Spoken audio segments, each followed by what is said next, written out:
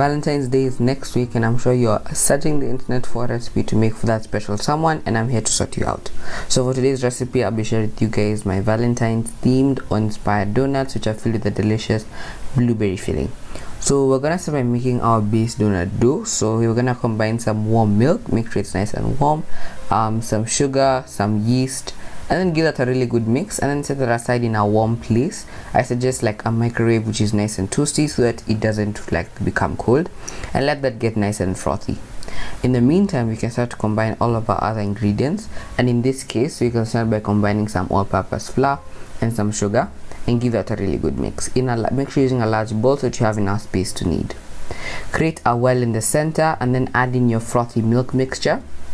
Add in 2 eggs, make sure it's at room temperature. Melted margarine, also make sure the margarine is also nice and cool and is not very hot, and then start to bring the dough together to form a nice and even mass of dough. Now when it comes to kneading, we're now gonna take it out onto a flat surface, and you want to knead this for about 10 to 15 minutes, just until it's looking like when you press onto it, it springs back to life.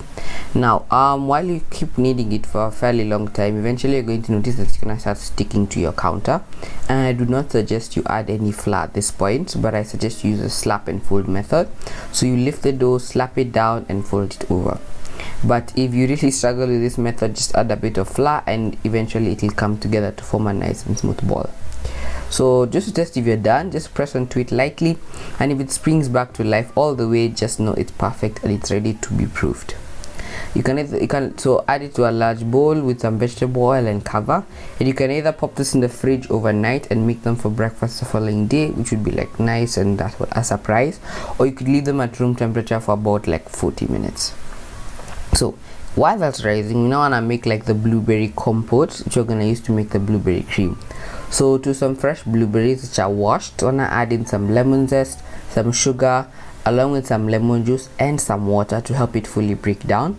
And you're going to take it over onto the stove around a medium high heat and just let it cook down gently for about 10 minutes, just until the blueberries are fully broken down. Like they should be really nice and smooth. This is not where you are supposed to be at, where the blueberries are still large. They should be really broken down so that you have a beautiful looking jam. Once it's all nice and thick and it's fully broken down, take it off the heat and make sure it fully cools before we can add it to the cream. So in a large mixing bowl, you want to add in some cream, icing, sugar and some vanilla, and just whip that up until you have some beautiful soft peaks. Once you have soft peaks, you want to add in that beautiful blueberry compote, and make sure it's cool, because if you add hot blueberry compote to this, there is a chance you'll melt the cream and then it'll be too soft and not like. Just make sure it's fully cool.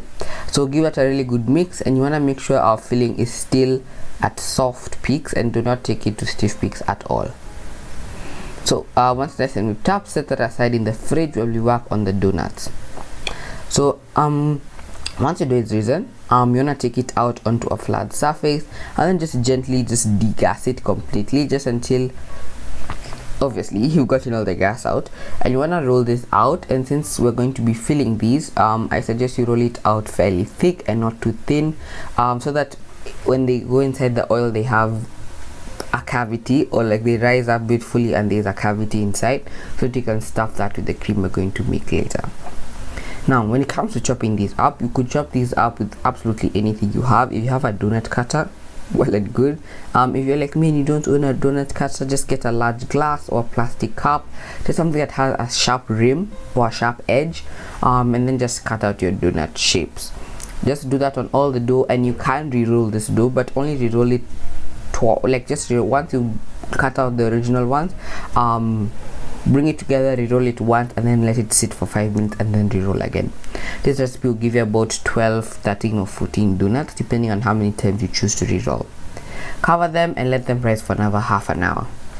So in the meantime, when you know your donuts are almost at the half-hour mark, you want to add in some vegetable oil into a large karai or a frying dish and let that get hot. Pop those into the oil and make sure you hold them gently so you do not degas them, because they'll be really puffy once you let them finish rising. And I suggest you just take it with the parchment paper or whatever you put on the base of your baking sheet that you use to proof. You could even use an empty flour packet. So let these fry on each side until they're looking beautifully golden brown, and the will rice, especially this one, look like it was about to burst. And then take them out of the oil and just let them fully cool. They need to be fully cool before you begin filling them with the cream. So add your cream into a large piping bag. You don't even need to use the fancy tape I'm using here. Just cut out the end and then stick it inside the one, like a cavity on the side, and stuff it with cream. You could do as much as little as you'd like, but once you feel a little bit of resistance inside the donut, it's full. Don't push it past there. There is a chance it'll end up busting, so be very careful. So once they're nice and filled up, you now wanna do the topping. So we're gonna make 4 different colors if you include white. So here for the Valentine's Day theme, I'm going with pink, purple, and red. So add some icing sugar, some vanilla, and the food colorings, along with a little bit of milk, and give everything a really good mix just until you form a nice and thick paste.